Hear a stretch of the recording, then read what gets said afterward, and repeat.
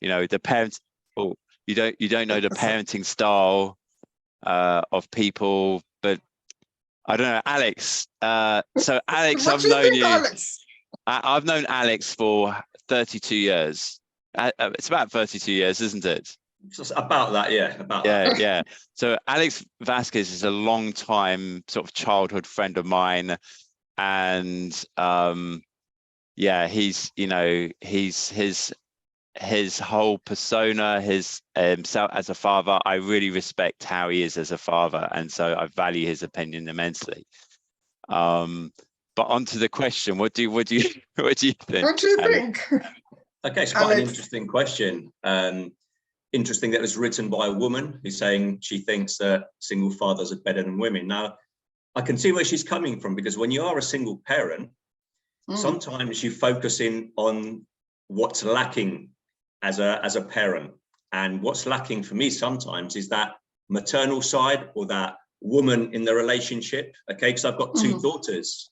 Okay, so they can be daddy's little girls, but sometimes I'm lacking those skills or something that a mother would bring to the to parenthood.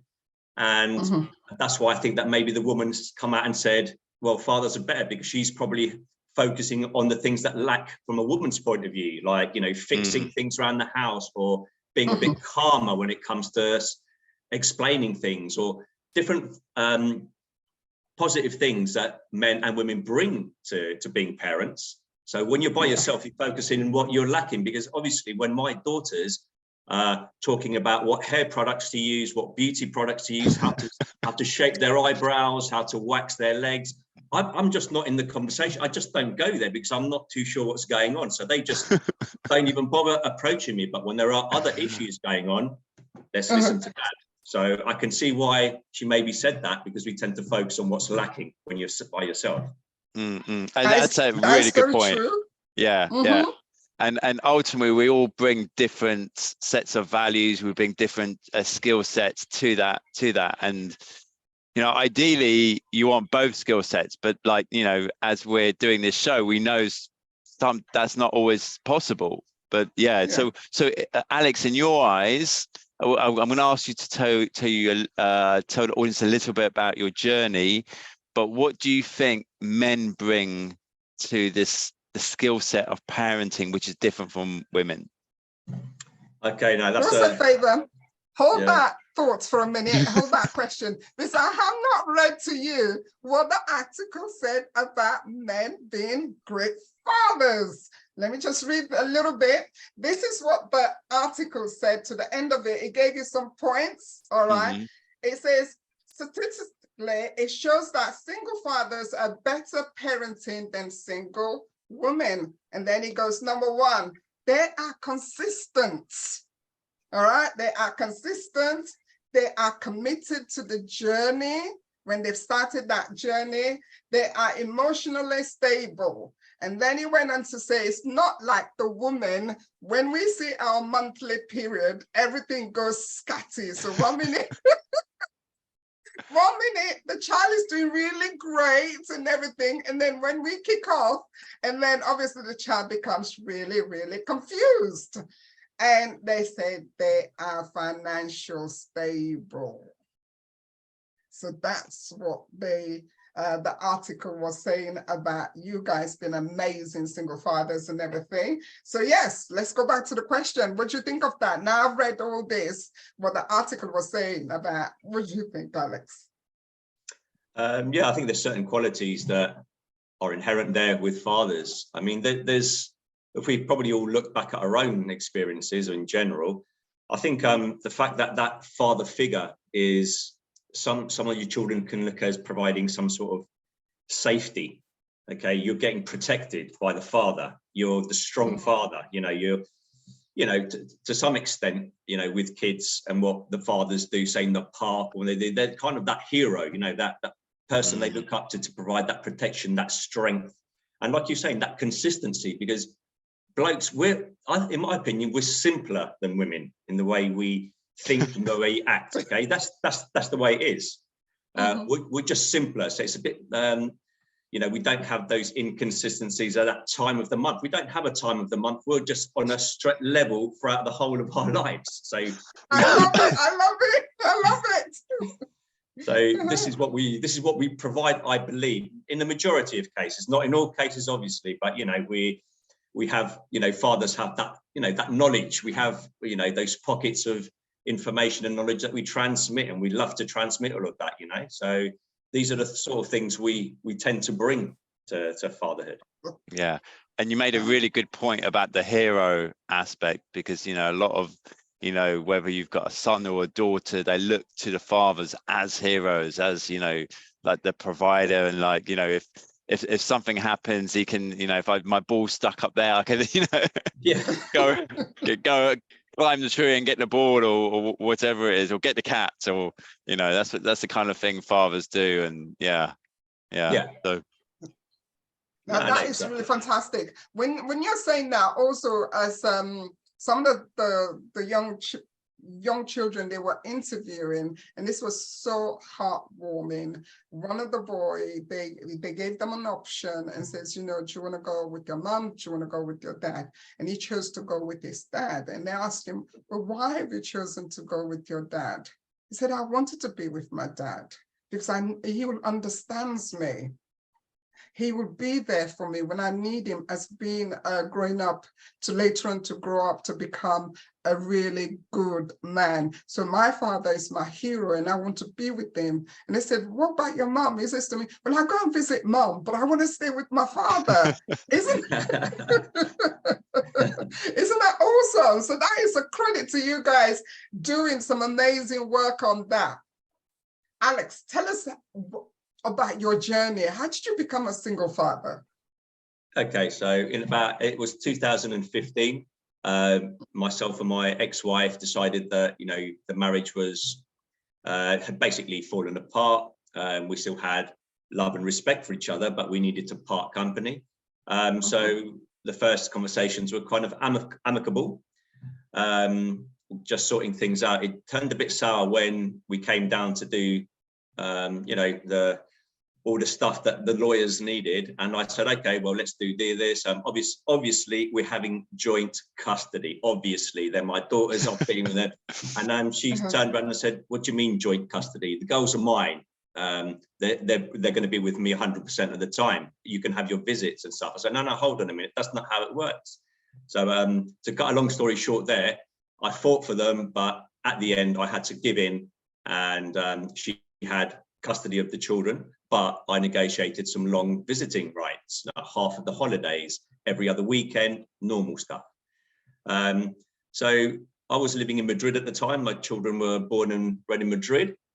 And about approximately 2 years after we decided to split, and I was living elsewhere and living in Madrid close by, I decided that I was going to go back to London to live to my home, because my ex-wife was taking my daughters to a different part of Spain, very far away, with her new partner. And so that really kind of destroyed me, because my daughters are not going to be around the corner anymore. So I took the decision to go back to London at the end of 2017.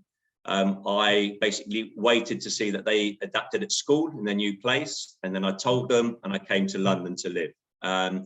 It was probably about maybe just over 6 months after that, when I was living in London, that I got a phone call from my eldest daughter, who said, "Dad, come and get me now. I'm not living with my mum and her new partner. This is awful. Please come and get me." So I basically got a flight the next day, went and got my daughter. She was waiting outside the house with the mother, with all her stuff. I then took her back to London, and she was living with me since 2018. In 2020, I went over to Spain with my daughter, and we went to collect my younger daughter. And because the relationship of my ex-wife and her partner had just completely been a disastrous situation, so I turned up and said, "I'm taking my other daughter. The two sisters need to be together. I'm taking them both now after this holiday to London." So since 2020, I have been a full-time single dad living in London with them both. And obviously, with the ages they've come over, I've, you know, had the those problematic years of early teens up until now. So they're both now 18 and 16-year-olds. So that's a little bit of the journey. And Alex, out of all of it, because I knew you as you were going through your journey, and we actually went through the same journey at the same time, and our life had sort of... We did indeed. Yeah.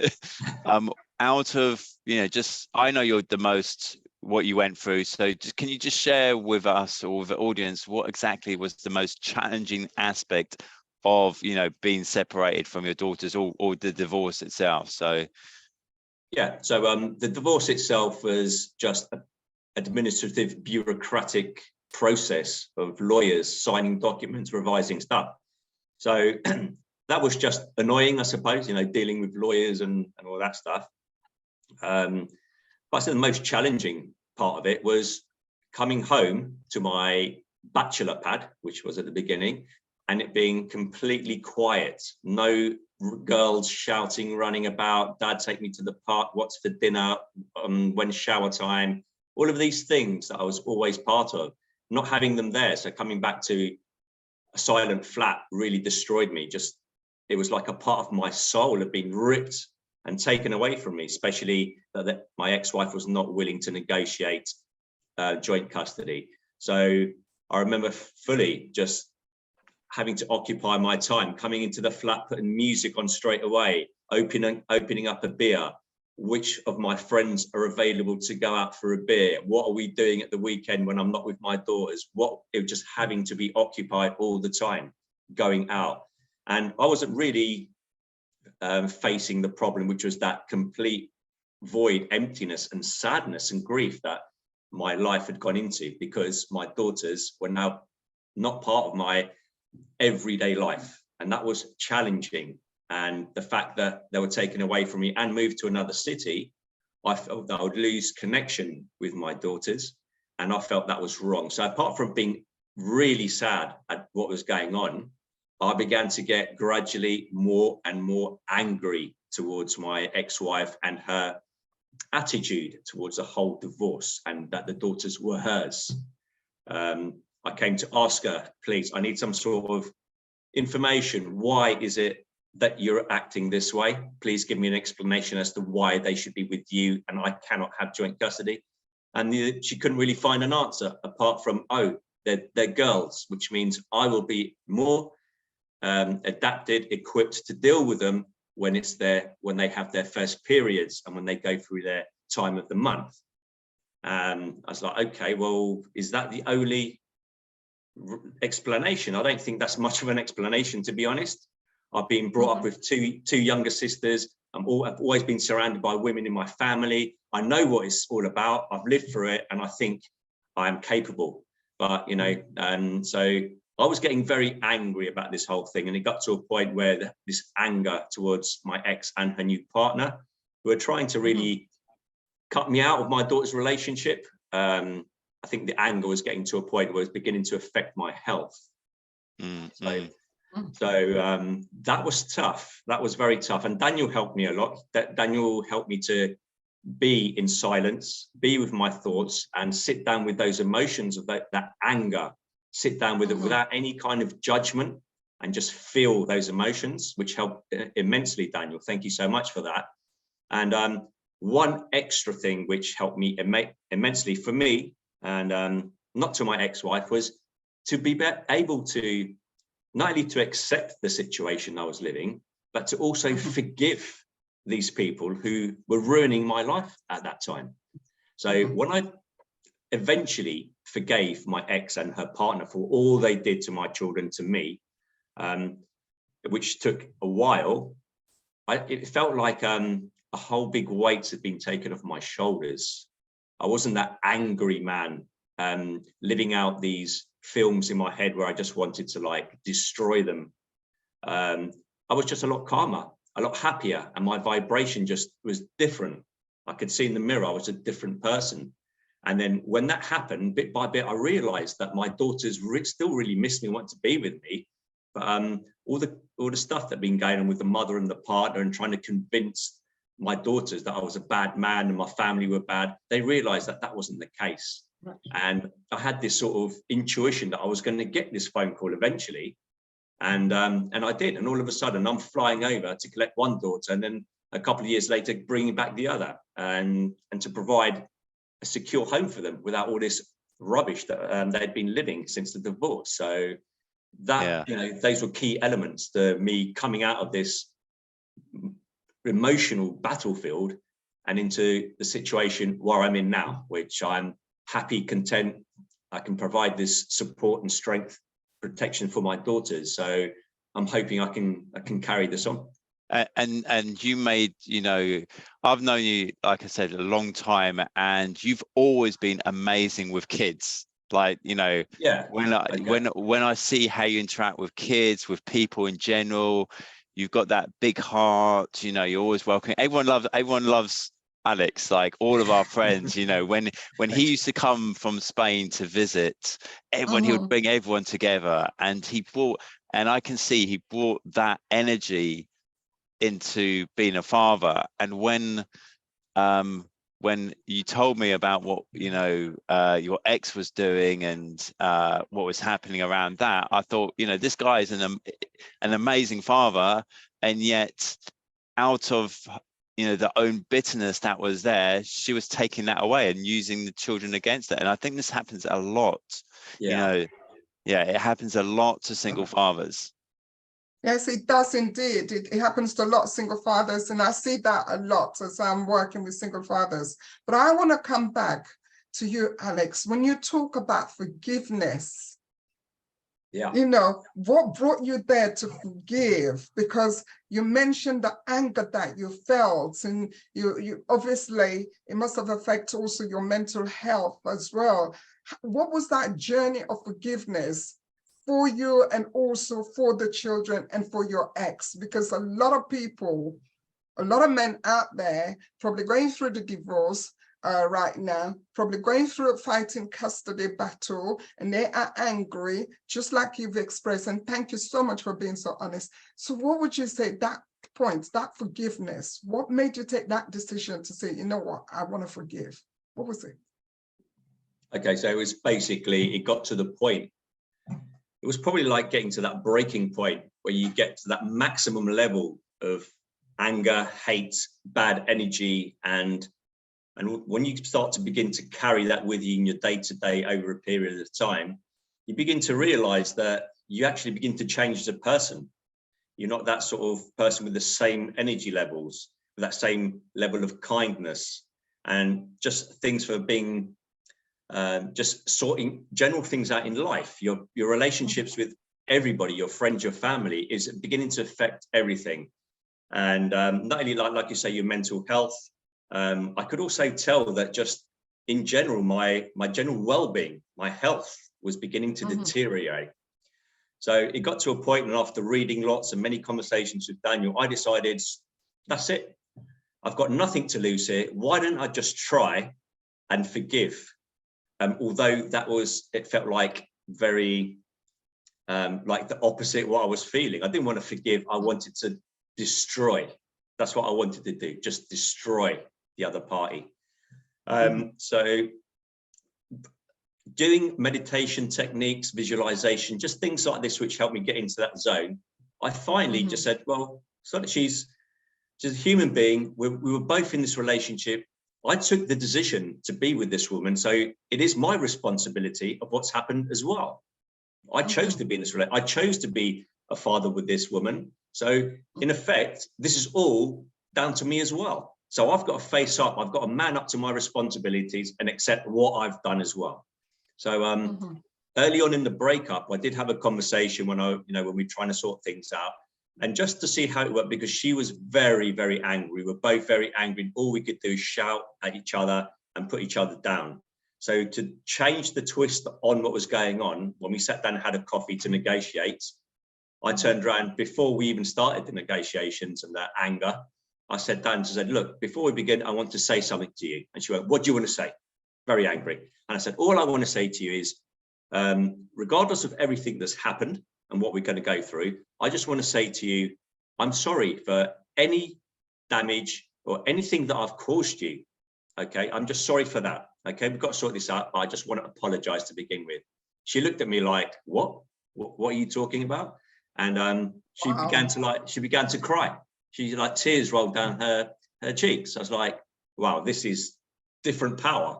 So we had a conversation which was a bit dodgy, but we went our separate ways again, and we went on with the divorce and everything.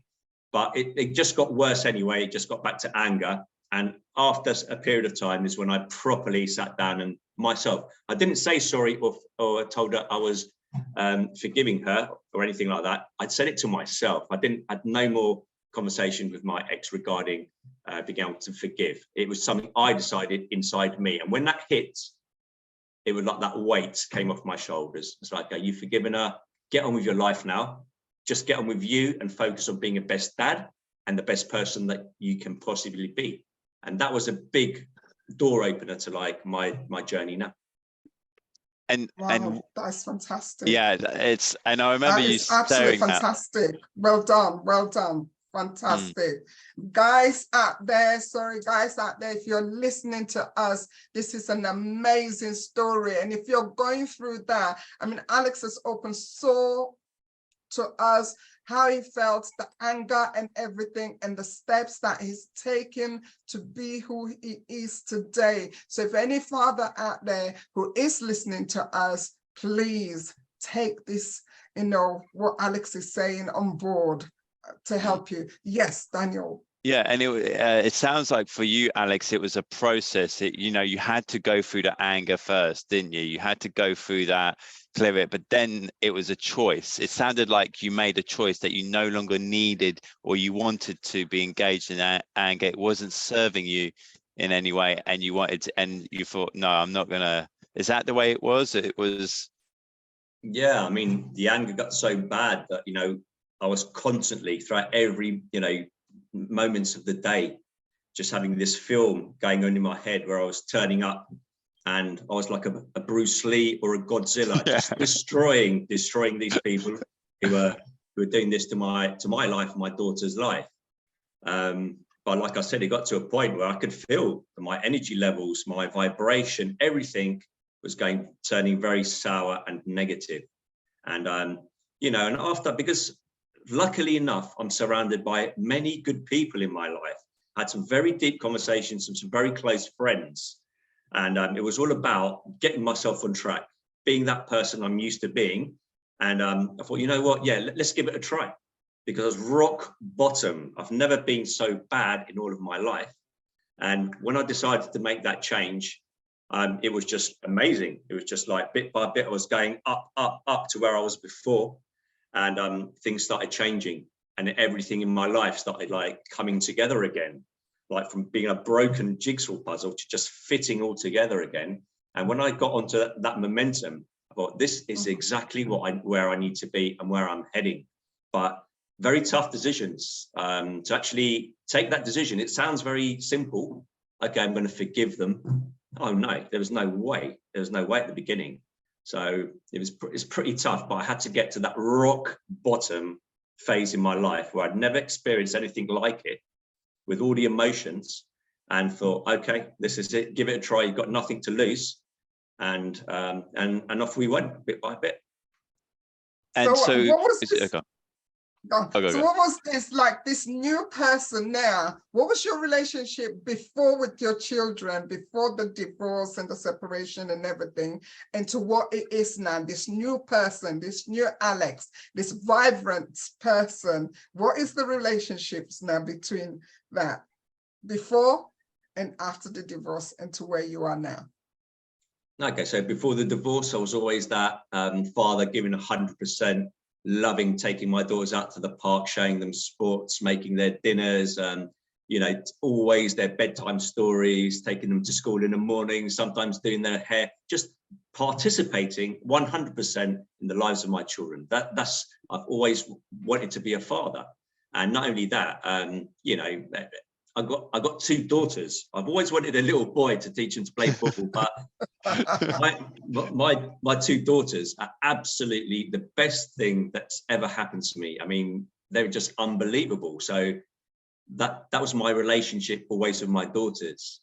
because it failed with the mother, it didn't affect my relationship with my daughters.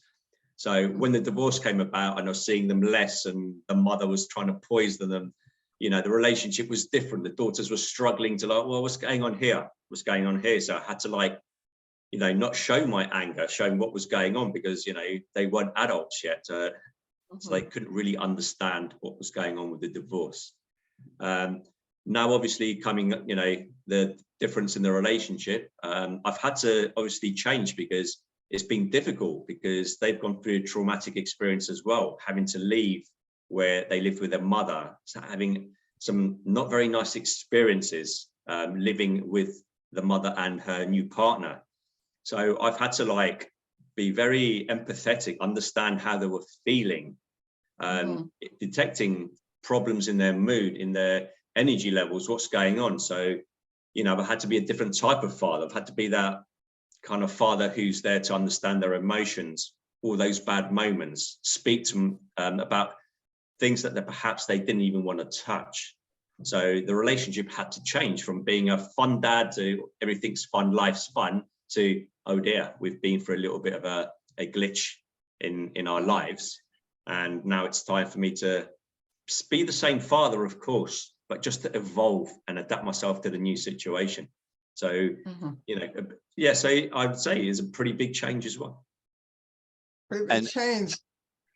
And Alex, I was going to ask, how would you say your relationship is with your ex now? So, you know, after you've done the forgiveness and you know, obviously it's been some time since then, how would you say, and what kind of effect, what kind of relationship do they have as well with your daughters have with their mother as well? So can you share a little bit about that? Yeah, of course. So the relationship with the mother is, because we have to be in contact for certain things regarding schools, what was going on with their education. You know, if they need a new mobile phone, it's like, okay, well, you know, we've got to split the costs, stuff like that. So we have to have those communication channels open. But the relationship, obviously, my ex-wife and her partner, that relationship went sour as well. So she had to leave the country after a while. She got kicked out of his house and had to go home to London. So, you know, I felt for a little bit, because she went through another terrible situation. But I still had a little bit of that sort of lack of respect of what she had done.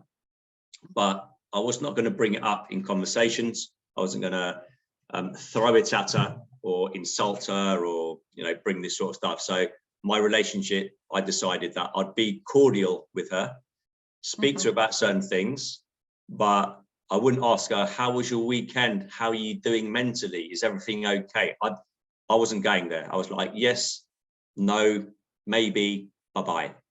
Just like polite, but very to the point. So that is what the relationship is like at the moment. Okay, I will answer the phone if she rings, but I will definitely not getting it any sort of deeper than what needs to be done with regards to the children, and that's it. And what about the relationship with the children with the mother?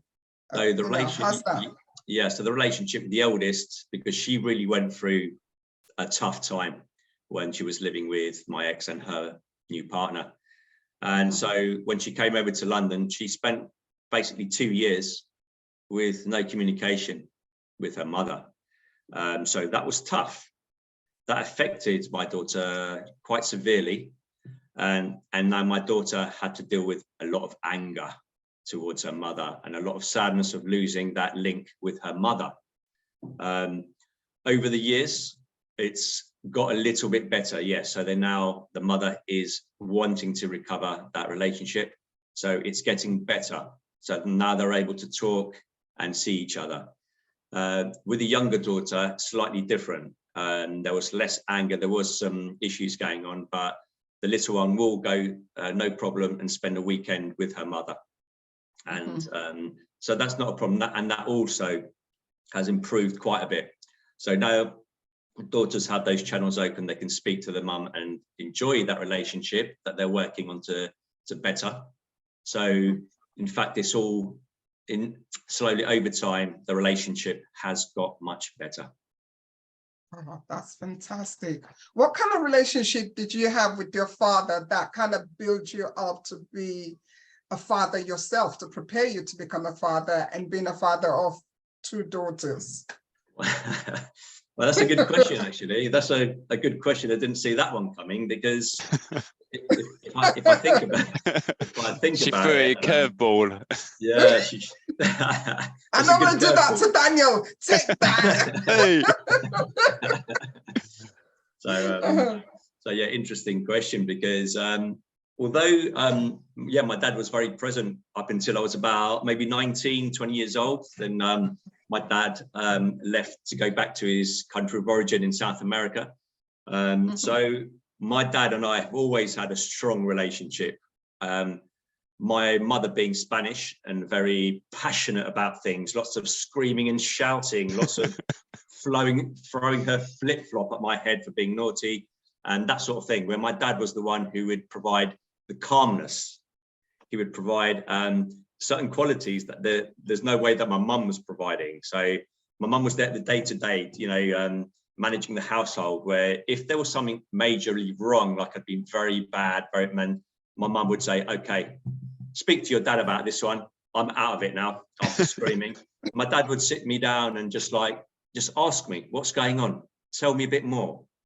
He'd go right deep down and he'd provide some extremely sound advice always. He always provided that security. He was an example to me. The guy held down 2 jobs, always had a smile on his face, always very calm, always very supportive. So these are the sort of elements that that he provided for me. And I think I've got some of these things. Thanks to him, I know how to react in a really adverse situation, how to hold my nerve, how to be calm in all these situations, just transmit that security and that I'm on top of things and I will protect you and I will sort this out eventually. Have faith in me. So these are the sort of qualities that my dad always transmitted to me. And I think it's only recently that I've sat down and thought, you know what, when I've spoken to my, you know, we have calls, me and my dad, and I'm thinking, you know, Dad, you're like we talked about being that hero. My dad is my hero at the end of the day. But I only began to realize that maybe in the last few years. So Dad, you know what, you know, you've been wonderful. Thanks for being that father figure and showing me how to be, especially with in these circumstances. So a big shout out to my dad. Oh, that is fantastic, because those skills, those qualities that he placed upon you, you're now be able to use those qualities onto your children, bringing them up as well. So that is absolutely fantastic. Yes, Daniel. And I was going to say, we'll be sure to send him this video when you know, when we're done. So yeah. And I remember I remember going to Alex's house when we were younger, and his parents were so welcoming and, you know, friendly, and everyone used to love coming around your house. That's the thing. So, yeah, yeah. No, it's fantastic. What we're going to do, we will share this part of your video and we'll see if I can have it edited and send that to you. But one more question that I want to ask you. I know you want to go to this barbecue and everything. Now, what is, and make sure you bring my share of food, okay? What is the biggest thing that you learned in this journey as a father of bringing up 2 children? Wow, that is a deep question. I'm gonna have to think about it. So, what are the greatest things that this single parent journey has brought to me, or what I've learned? Well, you know what? It's all about being very, very patient, being very willing to open up and learn new things, come out of your comfort zone, be ready for battle, always be ready. But at the same time, try and be the sort of kindest person you can possibly be. Always showing that love, always maybe even showing a little bit of vulnerability. Not that I'm some sort of mechanical, strong dad that is not affected by any things that life can throw you, but just showing that you're willing to fight. You do get hurt and you're just willing to talk. But as well, all this energy that you've got to do, you can't show, you know, that you're being, I don't know, that you can't control the situation, it's getting out of control. You always have to be on top and in control of your actions and everything you do. So you have to have this, create this character, but at the same time, you've got to be the most loving, understanding, helpful dad and person out there, because you have to transmit these qualities to your children. If they can see that, look at my dad, he just gets through it, he deals with it. There's no options to fail. He will sort it out always. And he's got that smile, and he will come when he's absolutely shattered. He'll come into the bedroom, give you a hug, good night, smile, get on with the next day. So, and sometimes you don't feel like that, but because it's your daughters, that comes out, it has to come out. So I don't know, I feel like I've become immensely stronger as a person, and I think immensely just kinder in general in this world. So, but you have to keep focus. You have to keep focus. You have to keep on that track. So these are the things I've learned, which has helped me, not just as being a father, but I think as being a colleague at work, being a friend to my friends, being an older brother to my sisters, and being a nice son as well, you know. So all these things come into play after a while, but you have to keep going. This is like a 9 to 5, Monday to Friday, or Monday to Sunday, I should say better. it doesn't stop, isn't it? Parenthood doesn't stop. I was going to say, can't you take 2 days off? No, there are no days off. You cannot take days off, but as you get older and the children get older, those days off come. They just arrive like presents. Oh my God, it's a day off. So now I'm living and enjoying these days off a lot more. Oh, fantastic. So now it's like it's me, Alex, and everything. So how old are your children now? 18 and 16. Oh, I can see that. So now it's like me time. Yes. Is that where you are now?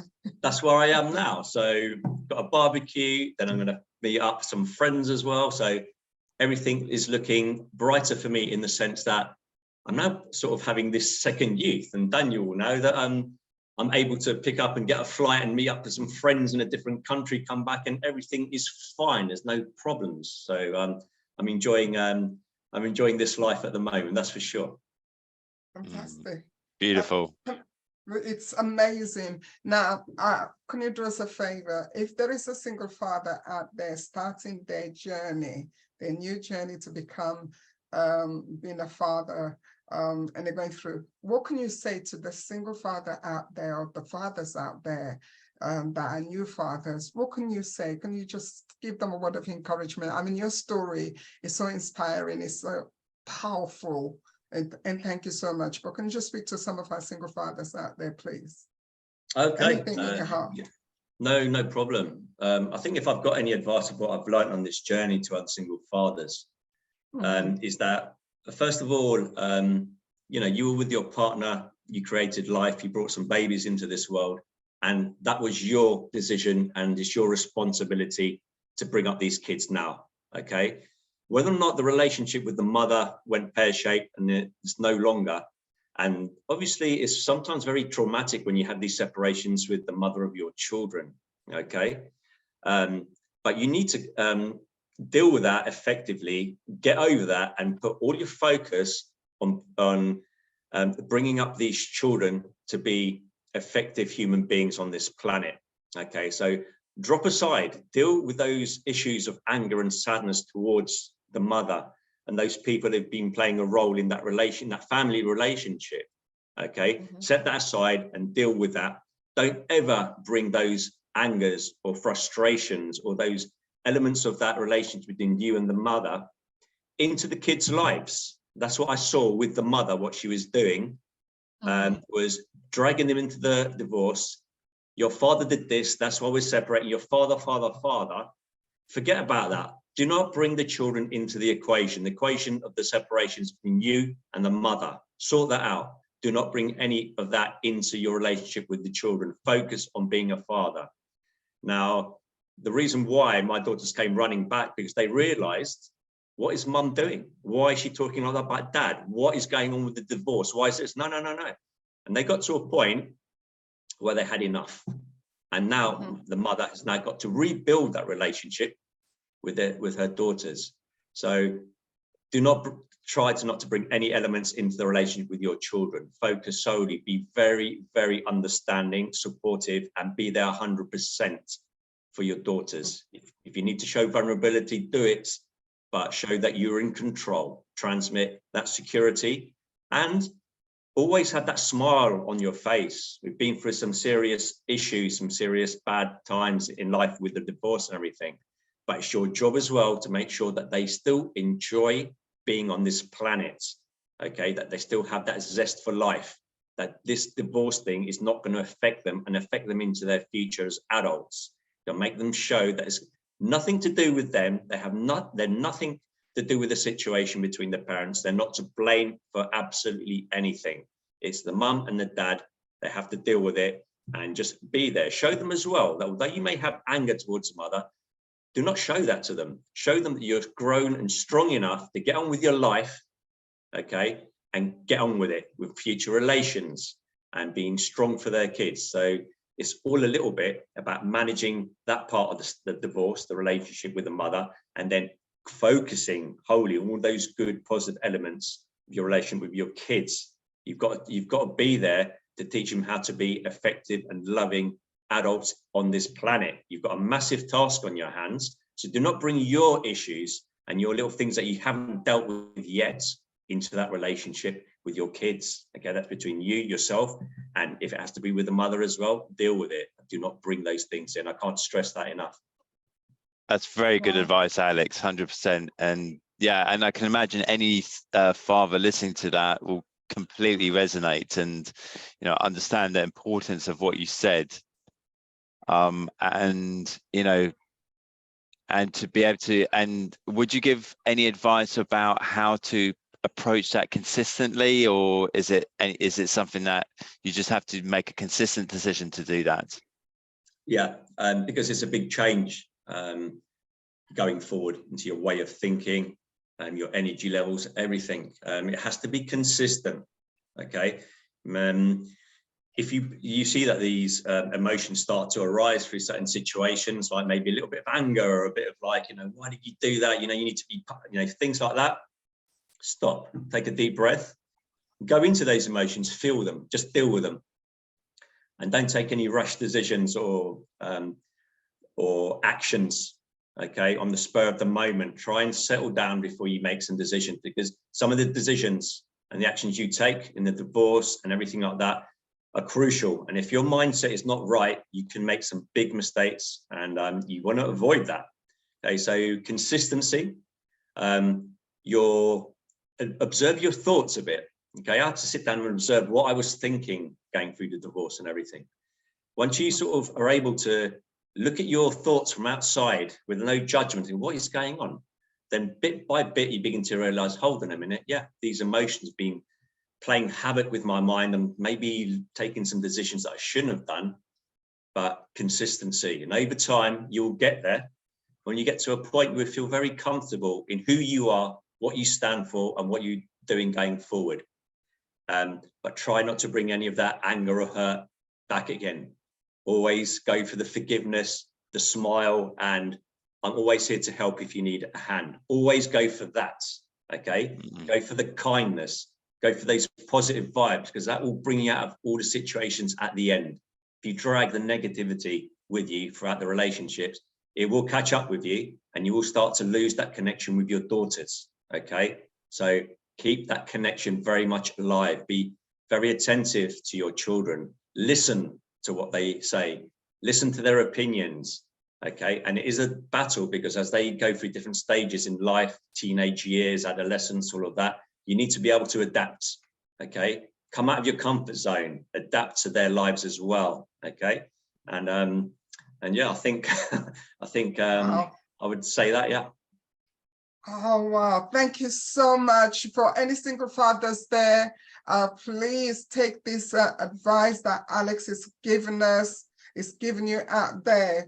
And thank you so much for sharing with us, with that view out there. Thank you so much. And one of the things that I love about it, when I was doing all the research for this, And just going in line with what you were talking about, it's the single father and their son. So he's kind of had the child when he was about 3 years old. So you can just imagine that journey. And at the same time, the father was, this is the son telling his story, saying, watching his father struggled and setting up the business, trying to grow the business, and watching him. He said he learned so much from the father and have a great admiration for his father. But then as he grew older and started seeing dad was very, very successful, he got it into his head and said, well, I want to be successful like dad. You know, I want to be like this, kind of like that role model, that hero. And then he said he went on to make the money like dad. And then he wasn't satisfied. He said, I then want to make more money than dad. I want to be this kind of, he said, then one day the dad was just getting ready to go to work and everything. And he said, my dad looked at me, he can see that I wasn't happy. He said, the father walked to him, hugged him, and just gently said to him, son, we're not in competition. I love you for who you are.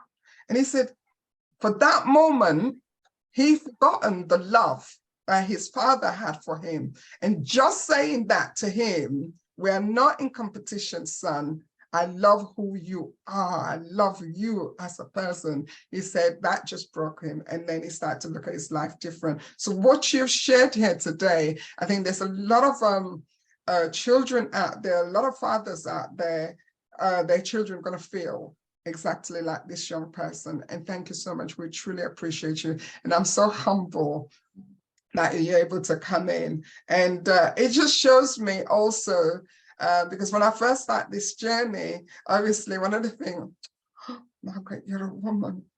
You know, how are you going to get the fathers to listen to you? How are you going to get this? But you're coming to share on this platform. It just makes me feel I'm in the right place. I'm honored and I'm humbled. Thank you so much for that. Danny, where have we got to hat?